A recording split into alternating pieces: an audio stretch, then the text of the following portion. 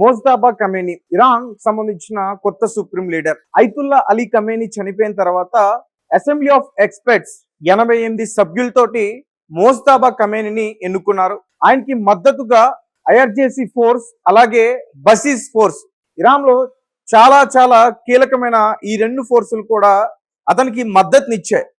అయితే అతను ఎప్పుడైతే ఎన్నికయ్యాడో అప్పటి నుంచి బయట కనిపించట్లే. తర్వాత ఇటు యుఎస్ కి సంబంధించిన అధ్యక్షుడు డొనాల్డ్ ట్రంప్, ఇజ్రాయెల్ కి సంబంధించిన బెంజమిన్ నెతన్యాహు వీళ్ళిద్దరూ కూడా లేదు మేము మోజ్తబా ఖమేనిని కూడా చంపేశామని చెప్పారు. అలాగే తెరపైకి ఇంకొక న్యూస్ కూడా తీసుకొచ్చారు. అదేంటంటే అసలు అతను సుప్రీం లీడర్ కి అర్హుడే కాదు, ఎందుకంటే అతను ఒక గే. ఇరాన్ చట్ట ప్రకారం అంటే అక్కడ గేస్ కి అసలు బ్రతికే హక్కే లేదు. ఇరాన్ లో ఉన్న చట్టాల ప్రకారం వాళ్ళని చంపేస్తారు. అందరి ముందే మరణ శిక్షలు కూడా విధించే పరిస్థితి ఉంది. అట్లాంటిది మోజ్తబా ఖమేని ఒక గే, అతను సుప్రీం లీడర్ గా పనికిరాడని ఐతుల్లా అలీ ఖమేని బ్రతుకున్నప్పుడే ఆయన ఇలాంటి విషయాలు చెప్పారు. కానీ ప్రజలు ఎక్కడ భయభ్రాంతులకి గురవుతారని చెప్పి అయితే ఐతుల్లా అలీ ఖమేని ముందే చెప్పారు ఇతను అధ్యక్షుడిగా సుప్రీం లీడర్ గా పనికిరాడు అని చెప్పి. రైట్. తర్వాత యుఎస్ అలాగే ఇజ్రాయెల్ జరిపిన దాడుల్లో ఐతుల్లా అలీ ఖమేని, అతని ఫ్యామిలీ, అతని భార్య, అతని కోడలు, అతని మనవరాలు అలాగే అతనితో పాటు కొంతమంది సిబ్బంది వీళ్ళందరూ కూడా ప్రాణాలు విడిచారు. అదే రోజు ఫిబ్రవరి 28 డేట్, అదే రోజు టెహరాన్ లో వీరు ఎక్కడైతే ఉన్నారో ఆ రోజు వీరితో పాటు మోజ్తబా ఖమేని కూడా ఉన్నాడు, అతను కూడా చనిపోయాడు అంటూ కూడా మళ్ళీ అలాంటి వార్త ఒకటి తెరపైకి తీసుకొచ్చి. అయితే రీసెంట్ గా మోజ్తబా ఖమేని బానే ఉన్నాడు, బ్రతికే ఉన్నాడు. అతని హెల్త్ కి సంబంధించిన అప్డేట్ రష్యా నుంచి విడుదలైంది. ఎందుకంటే అతను ఎప్పుడైతే తీవ్ర గాయాలు పాలయ్యాడో తర్వాత అతన్ని రష్యాకి తరలించారో, అక్కడ ట్రీట్మెంట్ ఇచ్చారు మాస్కోలో. సో రీసెంట్ గా రష్యా ఒక హెల్త్ బులెటిన్ విడుదల చేసింది. త్వరలో మోజ్తబా ఖమేని బయటికి రానున్నాడు.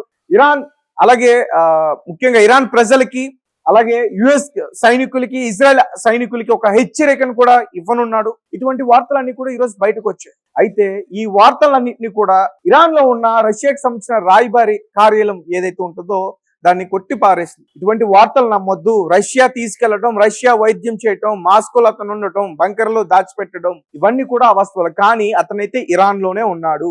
కొన్ని కారణాల వల్ల అతను బయటికి రాలేకున్నాడు, బంకర్ లో దాక్కుని ఉన్నాడు, దాచిపెట్టారు అనే విషయాన్ని అయితే మాత్రం ఇరాన్ లో రష్యా రాయబారి కార్యాలయం ఏదైతే ఉందో అది ఈ విషయాన్ని ఈ రోజు వెల్లడించే ప్రయత్నం చేసింది. కానీ మొదటి నుంచి కూడా రష్యా పైన అమెరికాకి అనుమానాలు ఉన్నాయి. ముఖ్యంగా ఎప్పుడైతే నిఘా వ్యవస్థకు సంబంధించి శాటిలైట్ ఇమేజెస్ ఎప్పుడైతే రష్యా అందిస్తుంది, అలాగే కొన్ని డ్రోన్స్, షాహిద్ డ్రోన్స్ ఇటువంటివన్నీ కూడా అందిస్తుంది. ఇలాంటి ఆరోపణలన్నీ కూడా రష్యా పైన చేసింది యుఎస్. రీసెంట్ గా యుఎస్ డిఫెన్స్ మినిస్టర్ పెట్ హెగ్సెత్ కూడా ఒక మాట అన్నారు, రష్యాని మేము అబ్జర్వ్ చేస్తున్నాం, మేము చేస్తున్న దాడుల్లో ఇరాన్కి రష్యా ఏ విధంగా సపోర్ట్ చేస్తుంది అనేది మేము అబ్జర్వ్ చేస్తూనే ఉన్నాం, మేము ఖచ్చితంగా దానికి సమాధానం చెప్పు తీరుతాం అంటూ కూడా ఆయన మాట్లాడారు. అలాగే అంతకుముందు ఇంటెలిజెన్స్ వ్యవస్థకు సంబంధించి యుఎస్కి మాకు సంబంధించిన డేటా రష్యా ద్వారా ఇరాన్కి వెళ్తున్నాయి అంటూ కూడా ఒక ఆరోపణ చేసింది. అలాగే చైనా పైన కూడా ఇదే రకమైన ఆరోపణ చేశాయి. సో ఏదేమైనప్పటికీ ఇప్పుడైతే మోజ్తబా ఖమేని అనే వ్యక్తి రష్యా అండర్లో సేఫ్గా ఉన్నాడు, బ్రతికే ఉన్నాడు, రష్యా ట్రీట్మెంట్ ఇస్తుంది అనే విషయాలు బయటకు వస్తున్న టైంలో రష్యా దీనిపైన సీరియస్గా రియాక్ట్ అయ్యి అతను మా దగ్గర లేడు, మేము అతన్ని సపోర్ట్ చేయట్లేదు, అతను ఇరాన్లోనే ఉన్నాడు, సేఫ్గానే ఉన్నాడు, బ్రతికే ఉన్నాడు, ఇటువంటి వార్తలన్నింటినీ కూడా రష్యా రాయబారి కార్యాలయంతో ఎవరైతే అక్కడ ఆఫీసర్స్ ఉంటారో వారితోటైతే చెప్పించింది. సో దీంతో ఈ వార్తతో ఒక్కసారిగా ఇరాన్ ప్రజల్లో ఒక చైతన్యం అయితే వచ్చిందని చెప్పొచ్చు. అలాగే యుఎస్కి కూడా ఒక షాక్ అని చెప్పొచ్చు. ఎందుకంటే వారు సుప్రీం లీడర్ చనిపోయారు, ఆయన ఇక బ్రతికి లేడు, ఆయన అంతం చేసేసాం అనే రీతిలో వాళ్ళు ఉన్నారు.